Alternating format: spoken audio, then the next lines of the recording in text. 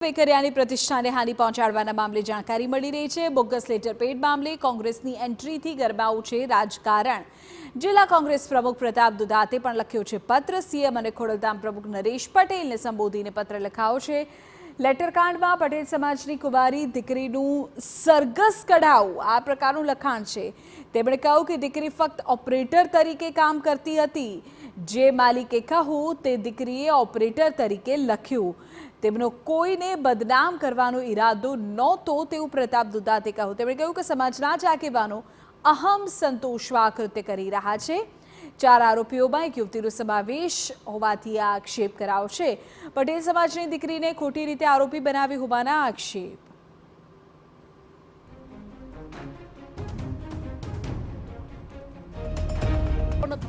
જેને લખાયું છે એને ફાંસીની સજા કરો, મને કોઈ પ્રોબ્લેમ નથી, પણ જે દીકરીને તમે હાથો બનાવ્યો અને જે ધાક જમાવવાનો પ્રયત્ન કર્યો, પોલીસ મારફત ધાક જમાવવાનો પ્રયત્ન કર્યો, હું તમને અભિનંદન આપવા આવીશ કે 2 નંબરી અધિકારીઓ પકડાઈશ, કૌભાંડીઓ પકડાઈશ, હત્યારાઓ પકડાઈશ, બળાત્કારીઓ પકડાઈશ।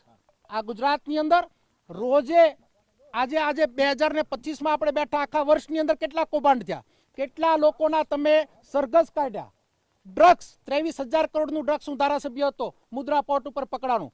નાકે ઓટલે છોરે બુટલેગરો ખુલ્લામ દારૂ વેચે, કેટલા લોકોના સરઘસ કાઢ્યા। હું તમને અભિનંદન આપીશ, તમે કોઈ ડ્રગ્સ માફિયાનું સરઘસ કાઢીને બતાવો, ત્યાં કંઈ નથી થવાનું। પણ એક નારી શક્તિ કુંવારી દીકરી એને અપમાનિત કરીશ ત્યારે બોલવી એ મારી ફરજનો